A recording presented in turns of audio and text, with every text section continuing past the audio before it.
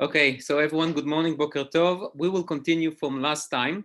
So I will just do a short review for those who participated last time and I guess an introduction to those who are attending this class for the first time. We spoke about three stories, three agadot, which basically begins with the same structure. Two of them have the same content. The third one, there is somewhat of a deviation. And just I'll bring it up so we will see it. And it basically starts from Gemara in Yomai, Daf Lamed Hei Amud Bet. Tanu Rabbanan, Ani, Ashir v'Rasha ba'im ladin. So you have someone who is poor, wealthy, and a wicked guy. They, after 120, they go up and being judged. And basically the question is always, Mipnei ma lo asakta b'Torah? Why didn't you engage in Torah? Same thing. If you see, it's here, and the same thing with the Rasha. And then we saw that really we have the story about Hillel, who basically dedicated his life and was willing to give his life for Torah learning. We saw Rabbi Lezer ben Charson, one of the most wealthiest sages, who was willing to give all his money to learn Torah. But then we had a problem because the third story in this unit was about Yosef. And with Yosef, it was all about temptation and seduction and nothing to do with Torah. So we obviously asked the question of what exactly this part doing with this unit. And then what we did, we tried to analyze each one of the units by themselves. We brought Professor Frankel's opinion that wanted to claim that the first story is really a story about the Beit Midrash and outside of the Beit Midrash and the relationships between the people in the Beit Midrash and the people outside of the Beit Midrash. But we still had an issue with the unit as a unit. And I shared with you last time that we are going to try to suggest perhaps a different way to understand the Agadeta. So we already, if I'm not mistaken, I think we saw last time that in the Mishnah, in Masechet Yoma, if you learn the Agadah with the more extended understanding that perhaps the Agadah is not just an independent unit, but rather it has a lot to do with the Sugya before and after. So you look, the Mishnah in Daf Lamed Daled Amud Bet talks about the following. Eviu lebeit haparva, so they will bring the Kohen Gadol into Beit haparva. Beit haparva is basically, it was an office, and on that office there was a mikveh where the Kohen Gadol will immerse himself on Yom Kippur. ובקודש הייתה, it was in the Kodesh. פרסו סדין של בוץ בינו לבין העם, so we talked about the סדין של בוץ. The sadin reminds us, sorry, the boots reminds us what? Reminds us the idea of Yosef and the Ktonet HaPasim. בינו לבין העם, so there was some kind of a separation between him and the people. קידש ידיו ורגליו ופשט, רבי מאיר אמר, פשט קידש ידיו ורגליו, ירד וטבל, עליו ונסתפג. So there is entire process of him going into the mikveh, coming out of the mikveh, changing his clothes. And then we have, בשחר היה לובש פלוסין של 12 מנה. So in the morning he will wear very expensive garments of 12 מנה. בין הערביים, in the twilight, הינדואין של 800 זוז. They will bring him priestly garments from India, that cost 800 zuz, according to Rabbi Meir. And Chachamim says, בשחר היה לובש של 18 מנה. In the morning he will wear priestly garments which cost 18 מנה. And בין הערביים, in the afternoon, he will wear something that costs 12 מנה. הכל 30 מנה, so altogether 30 מנה. אלו משל ציבור, ואם רצה להוסיף, מוסיף משלו. And that's from the communal money, communal funds, but if he wants to add more money and to buy something that is even more expensive, he is more than welcome. So now, if you look at this Mishnah, we see immediately that there is correlation between this Mishnah and the three stories. We have the idea of a mikveh on a top of the roof of this office, which reminds us a little bit of Hillel. He talks about Bashachar היה לובש פלוסין, which is very similar to what exactly going on with Yosef. בגדים שלבשה לו שחרית, לא לבשה לו ערבית, בגדים שלבשה לו ערבית, לא לבשה לו שחרית. The the clothes that she would wear in the morning, she will change in the afternoon in order to create some kind of temptation for him. And we also have, in this Mishnah itself, we have the idea of the Kohen Gadol adding more money to buy more expensive garments for himself, that we will attach it to Rabbi Eliezer in few minutes. So now, if we stop here for just a second, what we have here is that if I look at this Mishnah talked about what? About the Kohen Gadol, and about the process of the Seder HaAvodah, what kind of garments he's going to wear, how much they will cost, and if he can add more money by himself. So basically, this Mishnah talks about the Kehuna Gdola. The stories that we mentioned last time that we learned, and the stories that we are dealing with them today, talks about what? Not the Kohen Gadol, but rather about the sages, the Talmidei Chachamim. Hillel, basically zero, beginning of the first century. We have Rabbi Eliezer ben Charsom, and we have Yosef. And the common denominator that the Gemara is trying to find is engagement in Torah. So now here where history comes to play, and we know that the Mishnah at least was edited, composed, collected, whatever you want to say, in the time of Rabbi. And he obviously collected traditions that came before him, but Rabbi was at the end of the 2nd century, beginning of the 3rd.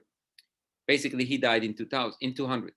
But the idea is what? Is that we know that after the Churban, after the destruction of the Beit HaMikdash, and even a bit before, the group of the Kohanim was replaced with the group of the sages. And the focus shifted from Kehuna to Rabbanut. Hillel obviously was very involved with it already in 0 CE. Rabbi Eliezer ben Charsom we'll see in a minute. And with Yosef, we will talk about it obviously much later on. But what I would like to suggest now as a raw idea, which is this Mishnah wants to show you the ma'amad, the status of the Kohanim Gdolim, but the Gemara already by bringing those stories basically trying to explain to us the, I don't want to call it the replacement theology because that has a very negative connotation, but basically replacing the status of the Kohanim with the Rabbanim, with the sages, and how exactly it happened and what exactly it requires. So now let's go back to the Gemara and we'll see something very interesting. It says in the Gemara like that, in Yom Lamed Hey, Tani, Rav Huna bar Yehuda, ve'amri le Rav Shmuel bar Yehuda, אחר שקלטה עבודת ציבור, כהן שעשתה לו עמו כתונת, לובשה ועובד בה עבודת יחיד, ובלבד שימסרנה לציבור.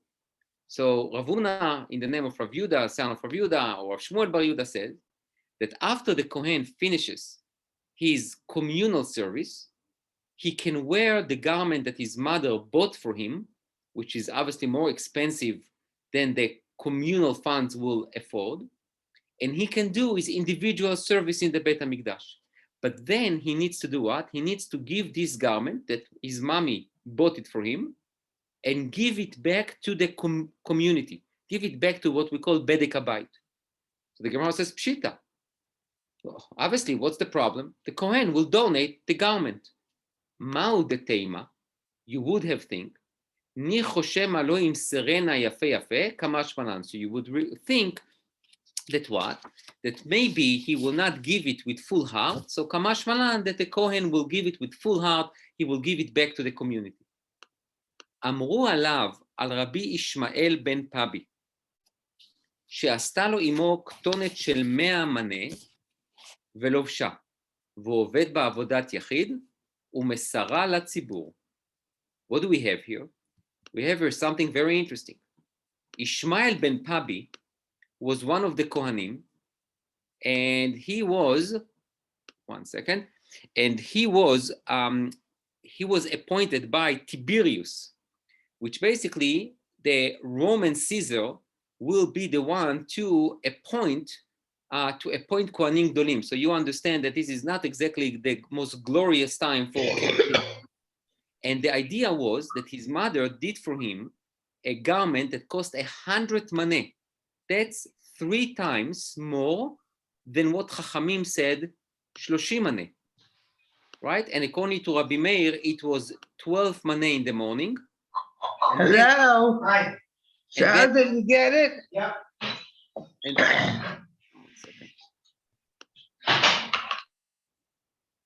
and then 800 zuz in the afternoon.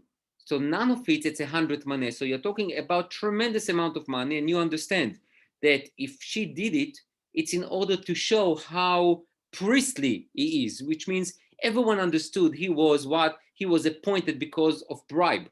And his mother basically glorifies him, and he gave it to the community. And now, surprise, surprise. אמרו עליו על רבי אלעזר בן חרסון, שעשתה לו אמו כתונת משתי ריבו. So his mother made for him a garment from שתי ריבו. So that's 2 ריבו. It's what? What is a ריבו?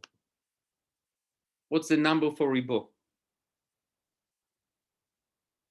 10,000. 10,000. So שתי ריבו, it's 20,000 maneh. Now, that's, I think it's an exaggeration, but you understand the amount of money that she spent. That's his mother. And what did she do? And what did he do with that? Take a look. This is so interesting. ולא הניחו אחיו הכהנים ללובשה מפני שנראה כערום. His Kohanim, his brothers, the Kohanim, his friends, didn't allow him to wear it because it looked like he was naked. ומי מתחזי? But how can you say that? והאמר מר חותן כפול 6. But the priestly garments are weaved in such a way that you can't see the skin, you can't see the body. אמר אביי כחמרה במזגה. What does it mean כחמרה במזגה? Says Rashi, כיין הנראה מחוץ לכלי זכוכית. אף על פי שהזכוכית עבה, כך היה הפשתן מוצהב ונראה בשרו מתוכה. Which means, I guess the fabric was so gentle, was so delicate, that even though it was weaved with 6 different, I guess, types of linen and things like that, still his body was shown through this garment. Now, we are going to stop for a second. This Gemara that I shared with you is before the 3 stories that we start to analyze last time. This Gemara basically describes to us what? There are 2 Kohanim. One of them is Ishmael ben Pabi. We don't know much about him later on. But Rabbi Lazar ben Charsom is the same guy that we spoke about him last time. Do you remember what kind of story the Gemara shared with us about him last time? It says that his father gave him tremendous amounts of land and boats, and he wanted to learn Torah, and he told his servants, his slaves that didn't even know him, please let me go, don't hold me, let me go because I want to learn Torah. This is the same rabbi who we learned about that he was a Kohen, and his mother spent tremendous amount of money for a priestly garment for 1 day a year, which was Yom Kippur. And his brothers, his friends, didn't allow him to wear it because his skin was shown out of this garment. Now, I want to ask you, is there any correlation, any connection between this story and the story we read before about Rabbi Eliezer ben Charsom? Is there an idea, is there a megama, is there a reason why I brought these 2 stories? What do you think? I know it's early morning, but that's the time to think.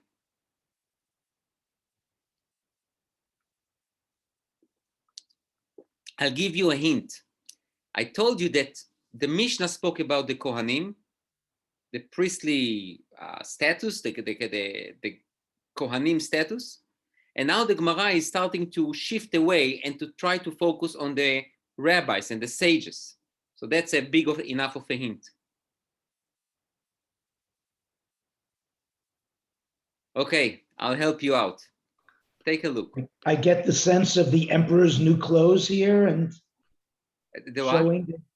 Is there a sense of that story about the emperor's new clothes where really you see right through him that he is not what's on the surface, but within he's just not who he's pretending to be? Okay, so Charlie is on target. We will expand on it and we will also substantiate it. Basically, Rabbi Eliezer ben Charsom, when he was a Kohen Gadol, he was empty. That's the idea. There was nothing there. It was only bgadim, nice clothes, but when you look deep inside, you see a reflection of what? Of nothing. That basically reflects on the Kehuna Gdola, on the high priest. They were nothing. They were not worthy to be Kohanim Gdolim, and they had to be replaced. Rabbi Eliezer ben Charsom understood it, and what did he do in the second story? He did tshuva. He threw all this priestly status that he had before, and he moved to become what? A sage. Now, how do I know that? And how do I know that these two stories are trying to align and to create this message? Take a look. When you read Gemara carefully, you can find it by yourself. You don't need me. Take a look. You know what I'll do is I'll show it to you like that. Here. I will copy. This is the good thing with Zoom.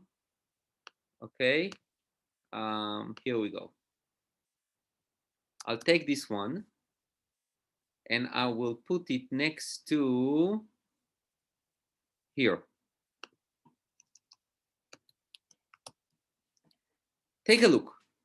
This is the story about Rabbi Eliezer ben Charsom, right? Rabbi Eliezer ben Charsom. This is also a story about Rabbi Eliezer ben Charsom. So we see both of them are the same guy, same sage. Okay. Here you have she'asta lo imo ktonet mishtei ribo. His mother made for him a priestly garment for 20,000 maneh, which is crazy money.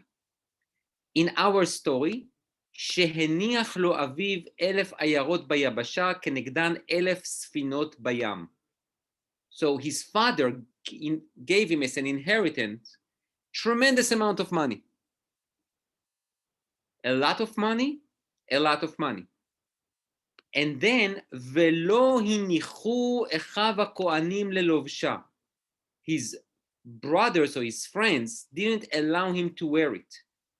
If you look here, it says that what? He basically didn't care about all the money he had from his father, and he will take a sack of little bit of flour, will put it on his shoulder, and then he will go from one place to another to learn Torah, and then take a look. פעם אחת, one time. How many times Rabbi Eliezer ben Charsom wore this expensive garment? One time, Yom Kippur, and that's it. He had to give it back to the community. So you have פעם אחת and פעם אחת here. מצאו עבדיו, so his slaves found him, ועשו בו הנגריה, so they start enslaving him. And then he asked them what? הניחוני, let me go. And they say, אין מניחים אותך, we will not allow you to go. You see the word here, הניחו?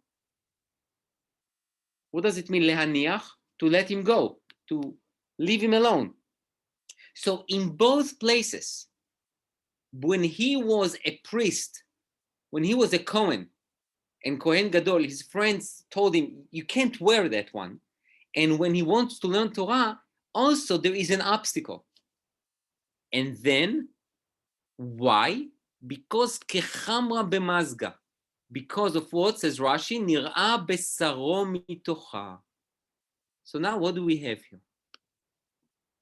When he wore this priestly garment, thinking that he is a big macher, his brothers told him, you can't wear it. Your skin, your body, your physical essence is being shown through this garment. You can't cover it. Rabbi Eliezer ben Charsom, unlike many other Kohanim Gdolim that were in that time, understood the lesson. And he said, you know what? It's not for me. I need to, change a profession. From being a Kohen Gadol, I will always be Kohen, but I need to be a sage. And his father is leaving him tremendous amount of money. He could be a great balabait. But Rabbi Lezer ben Charsom understood, this is not for me. I'm going to leave everything behind. I am going to learn Torah. But even when he goes to learn Torah, there is an obstacle. Someone will not let him do it. And that's the test. And what does he do? He says, I drop everything and I just want to learn Torah. If that's true, we see that, Charlie, what you suggested, and I know you are Nogea Badavar because you are a Cohen, but the thing is that the idea is what? The idea is that the Gemara is trying to teach us what does it take to become a sage and what distinguishes a sage from a Cohen. A Cohen is born into it, and that was their issue, that was their problem. That was their problem because they didn't appreciate it and they started becoming corrupt.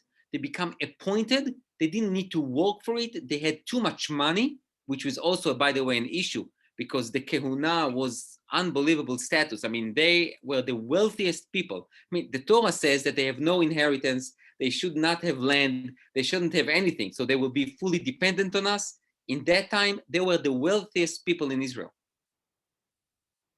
You see the amounts of money that they will spend on one garment for one time a year. And basically the sages replace them. And then the Gemara is telling us, what does it take to become a sage? You need to be like Hillel, to be willing to give your life. You need to be like Rabbi Eliezer ben Charsom, who is willing to give every money that he has, any funds that he has. Anichuni ve'elech lilmod Torah. Leave me alone, let me go. I want to learn Torah. It will be suffice for me to just have a bag of flour, little bit of bread, and I'll be fine. Now, the problem that I have is that based on what I said, I can fully understand the two stories, Hillel and Rabbi Eliezer ben Charsom. Both of them talk about the dedication for Torah learning, the Mesirut Nefesh that you have, the replacement of the sages replacing the Kohanim, which was obviously historically, it's definitely true. But the story about Yosef still makes no sense. Why the story of Yosef is still there, especially when the story of Yosef is about temptation. It's about controlling your Yetzer Hara. It's about, it's nothing to do with Torah. Yosef didn't learn Torah, okay? Sorry to burst your bubble. Maybe he learned some of the Sheva Mitzvot Bnei Noach, but he didn't sit and learn, the Talmud. So what is his story doing there? So in order to understand that, by the way, everyone is with me? I didn't lose anyone? Okay. So take a look. We know when you look at the story, you know what? Let me just take a look. Okay, I'll take this out and I'll bring back the story, Yosef's story. Okay. I'll bring it here and we will do it like that. 1 second. Here we go. This is the story with Yosef. Okay, I'll make it, what color do you like? Red? We'll do it red. Okay, this is Yosef's story. Okay, so let's go back to the story. Let's just review the story for a second. Rasha אומרים לו, what do you tell the Rasha, the wicked guy? מפני מה לא עסקת בתורה? Why weren't you engaged in Torah learning? אם אמר נאה הייתי וטרוד ביצרי. If he says, look, I was very handsome, I was very engaged with my yetzer. So אומרים לו, כלום היית נאה יותר מיוסף. You were not more gorgeous or pretty or handsome than Yosef. אמרו עליו על יוסף הצדיק. They told about Yosef הצדיק. בכל יום ויום, every day, הייתה אשת פוטיפר משדלתו בדברים. Potiphar's wife would try to seduce him. בגדים שלבשה לו שחרית לא לבשה לו ערבית. So she will change her clothes in the morning and in the evening. בגדים שלבשה לו ערבית לא לבשה לו שחרית. אמרה לו ישמע לי, so she told him, be with me. אמרה עליו, אמרה לו, הרי אני חובשתך בבית האסורים, I'm going to imprison you. אמר לה, השם מתיר אסורים, Hashem will ransom me from the prison, Hashem will take me out. הריני כופף את קומתך, I'm going to basically cause you to be bent down, I'm going to humiliate you. Hashem זוקף כפופים, Hashem will make me upright again. הריני משמה את עיניך, I'm going to make you blind. Hashem פוקח עיוורים, Hashem will open my eyes. נתנה לו 1,000 כיכרי כסף לשמוע אליה לשכב אצלה. So she gave him tremendous amount of money to be with her. And he didn't. Now, when you look at this story, and now we understand that there is the idea of what? Of how the sages are replacing the Kohanim.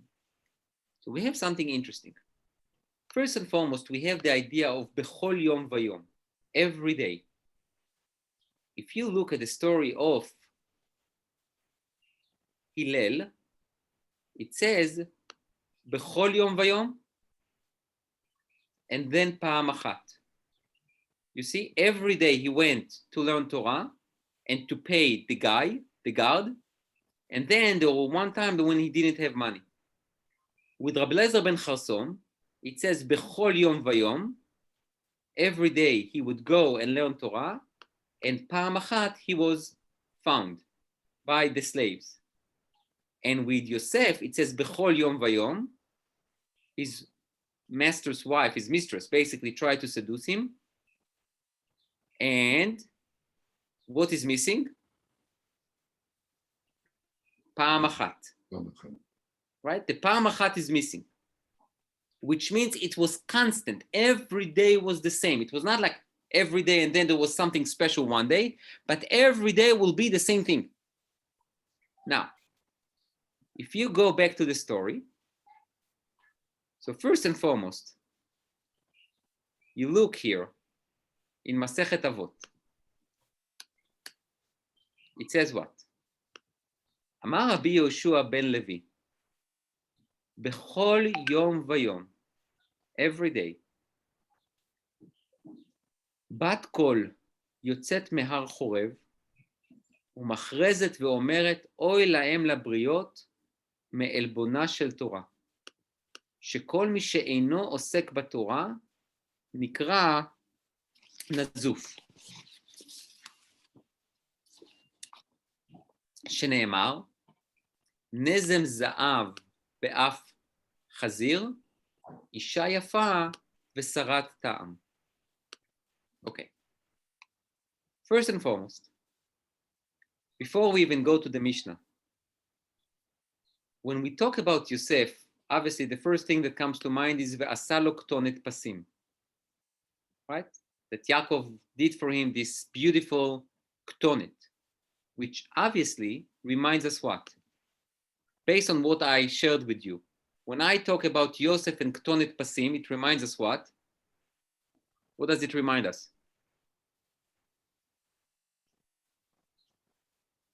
Fight between the brothers. The what? Fight between the brothers. The fight between the brothers, for sure. And little more. The beged that mummy bought. The what?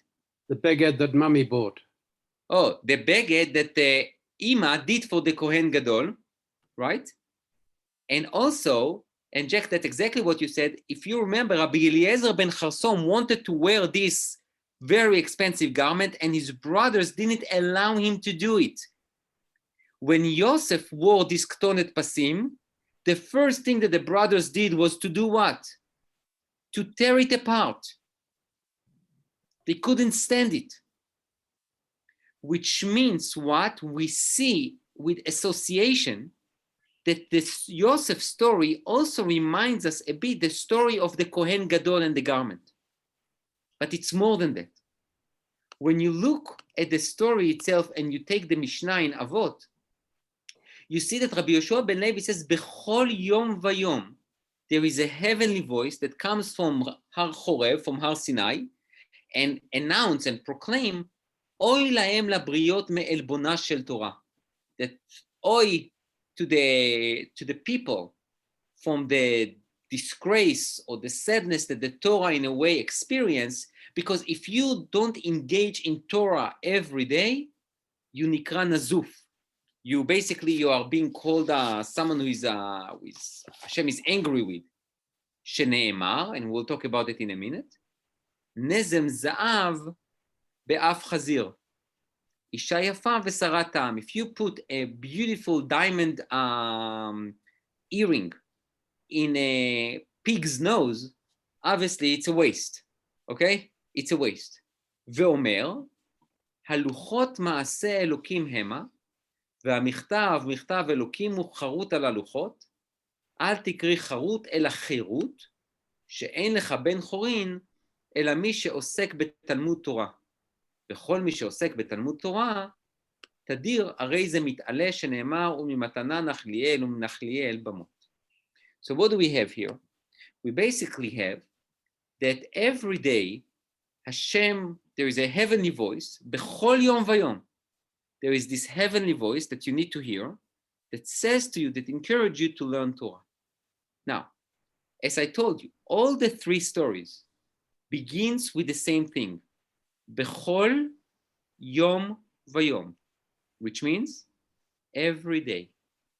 You take the word, or you take the expression, Bechol yom vayom, and then if you search it, you will see that it's not mentioned too many times. It's mentioned in Mishnah in Avot and in these three stories, which means the connection between Bechol Yom Vayom to that it says that every day you need to learn Torah and the importance of learning Torah and the importance of what that the only way to be really free is by engaging in Torah learning. And now insert it with each story. So take the story of Hillel. Hillel went to learn Torah every day. One day he couldn't learn Torah because there was no money. So what did he do? He went on the top of the roof to learn Torah, and then he was frozen almost to death. Why did he do that? Because every day that was his life. He was willing to give his life for Torah learning. Rabbi Eliezer ben Charsom every day will go and learn Torah. One day he was stopped. And what did he say to his friends?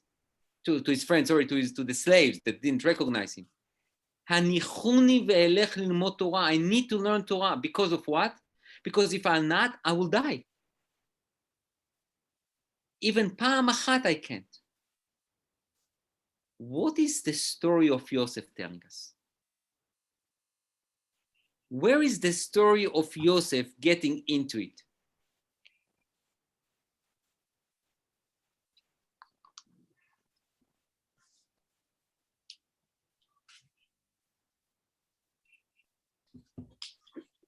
Maybe what Yosef was reacting to is, in the case of Potiphar's wife, she was attracted to his good looks.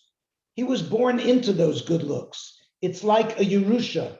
It's like something else that you're born into that you didn't work for.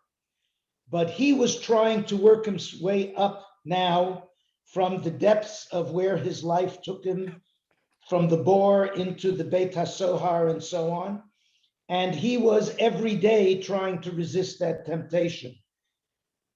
Rabbi, I forget his name, but the one who had all the inheritance, he wanted to work for his Torah. He didn't want to inherit the kahuna. And Hillel obviously worked for his Torah. So that's maybe a link.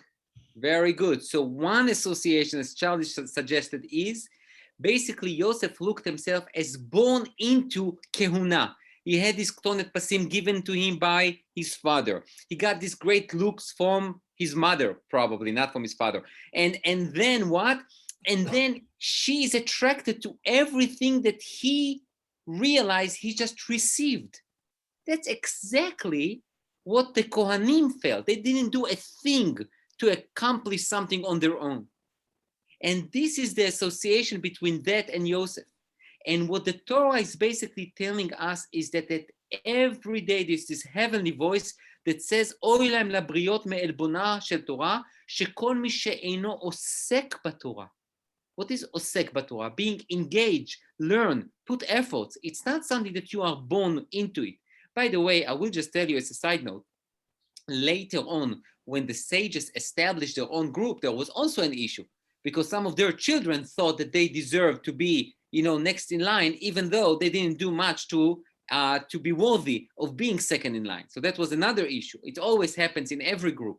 It begins with a big ideal, and then there is reality. But the idea is that Joseph's story is there, but from a different aspect. It belongs there, but with a different angle, which means Hillel and Rabbi Eliezer ben Charsom are what I will call the traditional challenges. No money or too much money. And with Yosef, the story is what? Is how do you realize and recognize that what you have, you didn't work for it. And what is expected of you is work for it, accomplish it by yourself. Don't just rely on your look or on your inheritance to be able to be engaged in Torah or to create a position for yourself. And that's the other aspect of Torah. Phil. Consider the difference in time periods. With Yosef, he should have signed up for the yeshiva of Shena Meisha or something like that. And you're comparing his personal sacrifice to people who had it at their hands. And yes, they had to suffer to do it. I don't think that Yosef was exposed to Torah before Matan Torah, or unless someone says otherwise. No, fully agree. I think what they took with Joseph was not about the Torah learning. It was about the idea, as we suggested before, don't look at Torah learning as something that you get as an inheritance. Joseph didn't learn Torah. I told you that before. I don't think he sat and learned Daf Yomi, okay? He was basically, Joseph's story was brought into this unit just because it's comparison to what? To the Kehuna, which was basically given to him. And in order to do something with yourself, you cannot just, it cannot be sufficed only to work with what you received. You need to work with what you accomplish by yourself. So the story, Joseph's story, is a different aspect to Torah learning. Maybe the common denominator here is the Yetzer Hara. In the case of the Kahuna, the Yetzer Hara was Magiali. This is my mishpacha. In the case of wealth, Magiali, it's my Yerusha. In the case of Yosef, he was drawn to her, to Esha Potiphar, by his Yetzer Hara. And Kol Yom V'Yom, he had to fight his own Yetzer Hara to overcome that. So the whole idea is fighting your Yetzer Hara on a daily basis. Okay, very good. I mean, that can be another aspect of this Agadot, talking about the Yetzer Hara of different types of Yetzer Hara that prevents you from doing God's will, which is be Torah learning or living an ethical life, a moral life.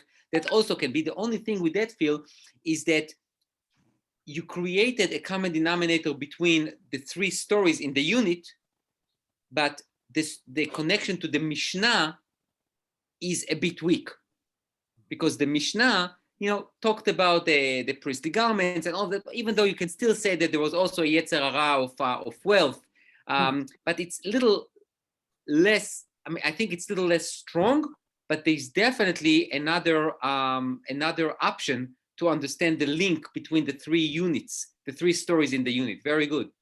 Paul. Yes, you mentioned at the beginning, or rather earlier on, of the Roman influence. And here we have a non-Jewish influence also with Yosef. You have Egypt on one side and you have Roman issues. And so therefore, here comes a different aspect. To what extent did the non-Jewish environment and culture have on Yosef and the Rabbanim, who wanted to be Kohanim, to represent the Jewish people? Okay, so Paul's suggesting another historical consideration that we need to have in mind. So the Egyptian culture, obviously, it's more about seduction, temptation, and things like that. And the Romans is a different type of seduction and temptation, which is the wealth, the worship of the body, the pleasureness, and all of that. And we know for sure that influence impacted the Jewish people in different ways.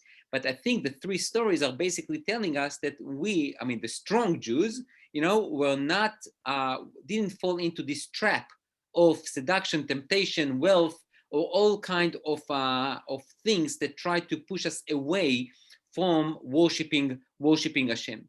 But what I wanted to do is to show you, and we need to continue a bit, to show you how I can look at the Agadeta. This is basically I will say it like that.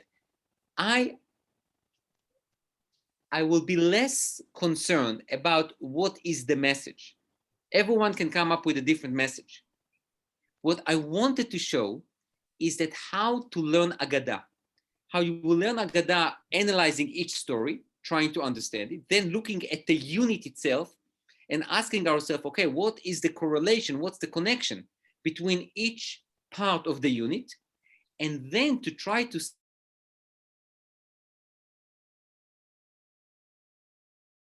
the sugya, to the content before and after.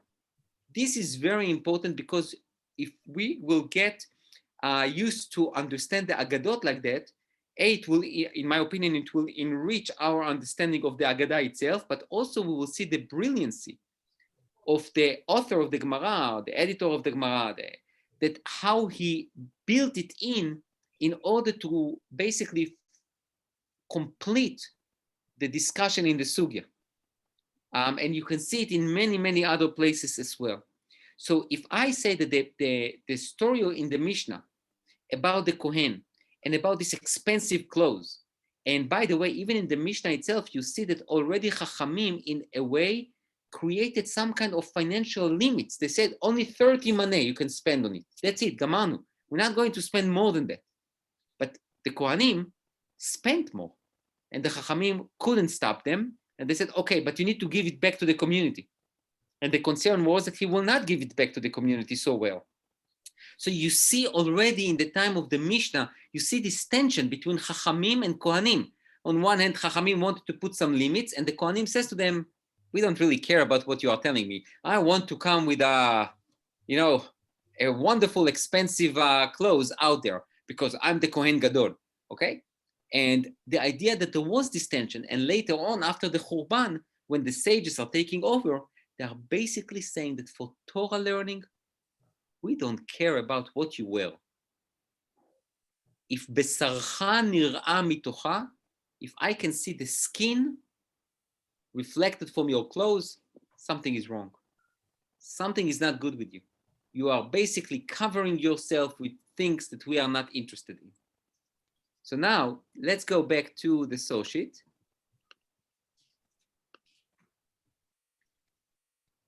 And the Malbim says the following. If you remember, the Pasuk says that someone who is not engaged in Torah is called Nazuf, shene'emar nezem zav be'af chazir. Now, the word Nazuf, they learn it as nezem, meaning earring, be'af, in a nose. An golden earring in a pig's nose, it's a terrible thing, right? You are wasting money on earrings and you put it in the pig's nose. So Malbim says, התכשיט אינו מעלה חן ויופי, רק על מי שמוכן לקבל היופי מצד עצמו. אבל כשנותנים הנזם על אף חזיר, לא ייפה את פניו, כיוון שכולו מלוכלך בצואה, ולא לבד, שלא יעלה חן עליו, כי גם ילכלך את הנזם. He says, when you buy jewelry to someone who is very ugly, it's not going to make him more beautiful. If you take the most expensive earring and you put it in the pig's nose, the pig does not look pretty. It looks ridiculous. And not only that it looks ridiculous, it's also degrading the earring or the diamond earring. It looks really ridiculous. וכן אישה יפה ושרה טעם. היופי שהוא תכשיט על פניה אינו מייפה אותה אחר שהיא כאורה בפנימיותה. והנה הטעם יבוא על תכונות הנפש והמידות שהתגלו לחוץ, כמו וישנו את טעמו בעיניהם. So he says basically what? He says, ובנמשל, מי שצורתו יפה ונפשו מוכנה על המושכלות, So if your soul is pretty and you are ready to understand the cognitive depth or thoughts that the Torah has to say, לומד ומשכיל ואיש תבונה, אבל מידותיו רעות ועלילותיו נשחטות, התורה והמדעים שלמד מגנים אותו כחזיר הלובש נזם זהב. So he says like that. He basically says the following. He says, look, if you learn Torah, which is like jewelry, but your midot, your traits, your value system is wrong, the Torah will not make you pretty. It will make you ugly, or even uglier. Because people will look at you and say, look at him. This guy sits and learns Torah and look how he behaves. Terrible. The Torah should fix who you are from the inside. Your morality, your ethics, your behavior, your sensitivity. A lot of the Haredim here. Which means, one second. Which means, let me just mute everyone. Which means what? Which means that Torah by itself is not enough. You need to what? To work on your inside. Now, if that's true, now we see something interesting.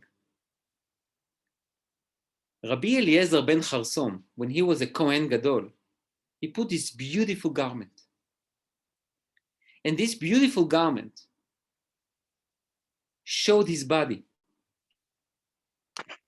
Right? And his brothers told him, you can't wear it. So what does that mean? It means that Rabbi Eliezer ben Charsom was not able to not show, when he wore this garment, was Kohen Gadol, he represented the entire Jewish people. He couldn't avoid bringing his own body, his own physical essence to the story. And the brothers told him, it's too expensive. You are too much involved with the money, with the wealth, with the funds. You didn't fix yourself. You can't be our Kohen Gadol like that.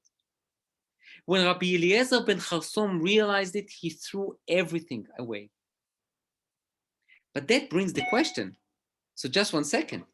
So what, the Torah is against accumulating money, funds, and wealth? No, that's fine. You can accumulate it. You can walk, you should walk. But you need to know what's inside. You need to be willing to give your life or your wealth for Torah. And then if you are willing to do it, you will find the right balance between Torah learning and derech eretz, which means to walk, to be engaged with the world. But you need to know that it might be that one time you will need to give it all for Torah learning, and then that's your test. So the idea is the Kohanim Gdolim were not able to do it. They were not willing to do it. They thought they got it, they received it, no one is going to take it away from them, and that's it. The sages created a totally different system. First, if you want to be part of this group, you need to work hard. You need to work hard and you need to be dedicated. You need to be dedicated and you need to be willing to give everything that is important for you in order to be in that group. It does not mean that you need to be destitute in order to be part of the group. You can be very wealthy. Rabbi was wealthy. Rabbi Eliezer ben Charsom was wealthy. But the idea is that you need to be willing to give it all if needed.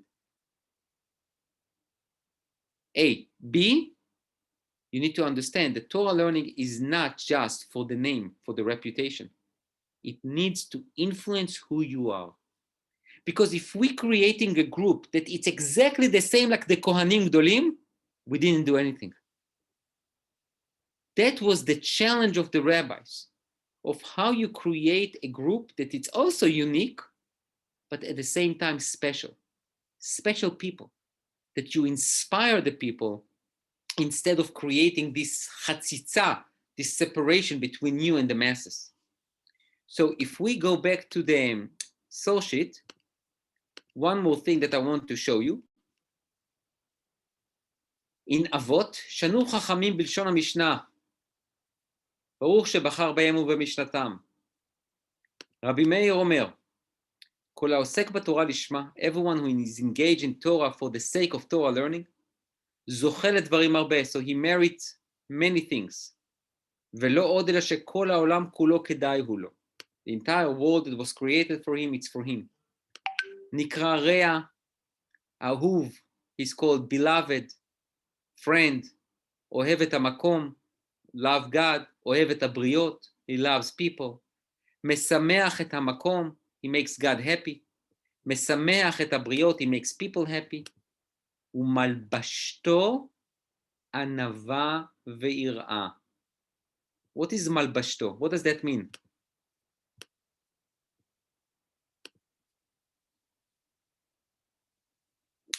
He closes himself. It closes himself, exactly. With what?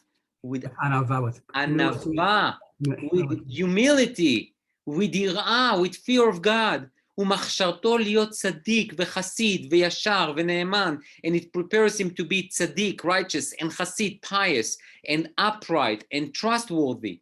ומרחקתו מן החטא ומקרבתו לידי זכות, and it distances himself from sin, and it brings him closer to merit. ונהנים ממנו עצה ותושייה, בינה וגבורה, and people enjoy from him wisdom and understanding. What do we learn from this Mishnah? We don't need priestly garments. You know what can give you these distinguished garments? Character. Torah learning that refines your character. Here, it's the completion of my idea. The completion of my idea of how to learn this sugya is that basically what the rabbis created, they created a transformation. Think about it. From the time of the Beit HaMikdash HaRishon, even more than that, from the time of the Midbar, you have what? You have Moshe Rabbeinu as a prophet, as a Navi, and with him you have whom? The Kohen Gadol, the high priest, and they lead the people. Mm-hmm. Then you have Yehoshua, who is replacing basically Moshe, and then you have Elazar and Pinchas. You have the Mishkan, you have the prophet, and you have the Kohanim. You have the Beit HaMikdash HaRishon, you have Nevi'im, prophets, and you have Kohanim. Where are the rabbis? So you have Sanhedrin. And there is always like a tension, but basically the leading group is the Kohanim. Beit Mikdash Sheni is the same thing. Even though Ezra, the scribe, before the beginning of the establishing of the second temple, of the Beit HaMikdash Sheni, he's already starting to prepare the switch, the replacement, the substitution of the Kohanim with sages. But it takes years. Ezra is the first one, probably, of the people of the Great Assembly. But it takes them 200 years to create what we have today. And later on, obviously, there is a development. And basically, what they try to do is to try to shift the magiali, the entitlement, into what? Into I worked for it, which is two different value systems. And the Kohanim Gdolim are not going to give up so quickly. They enjoy the status. And then they are being appointed by the government to be Kohanim Gdolim, which means basically some of them are not worthy. I mean, according to the Mishnayot, they say that, there so many Kohanim Gdolim were replaced because they didn't finish the year. They went to the Holy of the Holiest, the Kodesh HaKodashim on Yom Kippur, and they didn't came out, okay? So they died. And they didn't die because they were so righteous, obviously. So the thing is that basically, just think about it. If you are part of the masses, and you have a Kohen Gadol that you need to look up to him, but you look at him and you say, my gosh, I know him, he's a Ganev. Oh, he's so wealthy and he bought it for himself. Why? He is going to bring me atonement for Yom Kippur. I mean, this is ridiculous. So it's not only you ridicule the Kohen, you ridicule the entire process, the entire system. And the rabbis are seeing it. And everyone becomes corrupt. All this kehuna becomes corrupt. And the rabbis makes a decision, they need to remove them, which is difficult, and then creating an alternative chain of Masoret. I mean, talking about Avot, the first Mishnah in Avot is what? משה קיבל תורה מסיני, מסרה ליהושע, יהושע לזקנים, זקנים לנביאים, נביאים לאנשי כנסת הגדולה. Who is missing? כהנים. The Kohanim were removed from the chain of Mesorah, even though that was their job. The Kohanim's job was to be teachers. But you know, who wants to be a teacher, right? Doesn't pay much. You get vacation, Chofesh Gadol, but you don't get money. So no one wants to be a teacher. So that was the problem. But you can't sustain, you cannot perpetuate Jewish future if you have corrupt Kohanim. So you need to replace them. So you replace them with a different group, and this group has, this club has requirements. Those requirements are, your father does not necessarily need to be a rabbi. You need to work hard to be one. You need to be willing. I'm not saying that you need to do it all the time, but you need to be willing to give everything you have in order to learn Torah. And that's how you create a unique group that replaces the Kehuna. So if I now look at all the three stories, I see why those sages were chosen to replace the Kohanim. Hillel was willing to give his life. Rabbi Eliezer ben Charson was willing to give his wealth. Yosef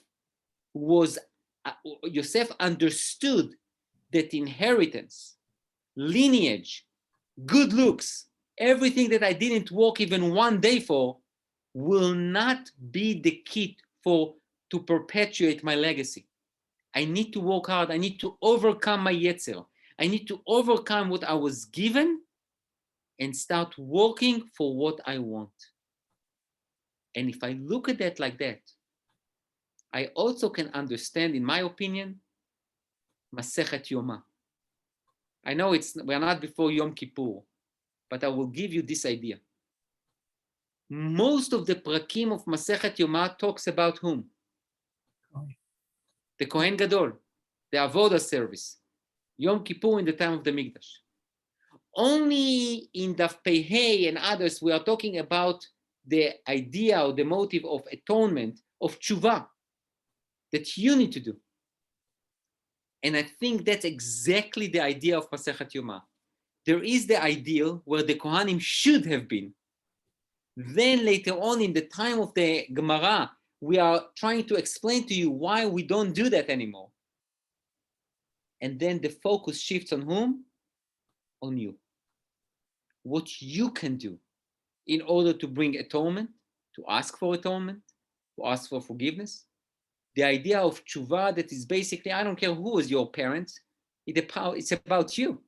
What did you do this year in order to be worthy for me to tell you that I forgive you? So the idea of this Agadeta is not just to show me, Hillel was on the top of the roof, and there is some inner connections between the Mishnah that began the Sugya itself, and the Agada, the legend that was inserted in order to complete this picture. And any thoughts, suggestions, ideas, questions? Yes, Elvin. The point being is abuse of power. And actually talking on behalf of my people, I actually believe that abuse of power is terrible, but we've seen abuse of power, and I'm not negating anything you said, and I agree with it. Not that it makes a difference whether I agree or not, but the point being that the rabbis also abuse power, and it's all through history. So really, abuse of power is the constant, and you're right. The Kohanim wasn't one individual, became the group, so therefore they should. But there were Kohanim that were, and they represented Yiddishkeit and Judaism, and they led in a very positive manner. So, Elvin, what you said is fully true. Even among the rabbis themselves, especially after they established that group, obviously, as I said, you start with ideals, and everyone, submit himself to those ideals. But always you have people who are going to take those ideals and try to match them to their reality. So yeah, there was abuse of power even among rabbinic groups. On Monday nights, when I give this class about Hashkafa, we talked about, transgressions made by rabbis and how they treated them externally and internally. Yes, you are for sure. This is the risk that we run every time we create a club. Okay, we create a group. And this is something that with the rabbis, no one replaced them. But I will just say, Elvin, you are not pushing me or encouraging me to say one more thing that I think it's very important, which is the idea that at the end of the day, really, what I believe is that we always have leaders, but the people themselves, the responsibility is on the people to make sure that they are doing the right thing and also that their leaders are doing the right thing. So, and someone asked me in the chat isn't that the halacha is that the Kohen Gadol needs to be wealthy. Sure, he needs to be wealthy so he will be independent. But the wealth should not, the wealth should come from us. So there is some kind of dependency, B, even if it's not, he needs not to abuse it. Because if not, he's like everyone else. And that's not what we want. I think Phil and then Charlie. This was a radical change. It was evolved slowly, but there's a radical change. What was the backup for it in terms of a novi or something of this sort? We said to our rabbis today, certain things have to be fixed, they will say, we can't fix anything, it's perfect, or something along those lines. But what were the authority for change? It's done very subtly. And for example, today you showed how subtle it was. You didn't have to take it that way, only if you wanted to, if you prepared for it. But such a radical change is as big as anything that is produced today, that is needed today, not produced today. Yeah, I mean, I think they thought that if they will not create this change, by the way, this change took them a lot, many, many years and with many fights. I didn't even start to describe the fights that they had with the kings of that time and also with the Sedusim, so with the Tzdukim and the Kutim. And I mean, there was a huge struggle, but I think they believe that if they will not do something, you call it Judaism or whatever, Hebrews or Torah believers, it will come to an end. So I think that they felt that if they're not going to do something now, it will all fall apart. Now, why don't they do certain things today? What a precedent it is.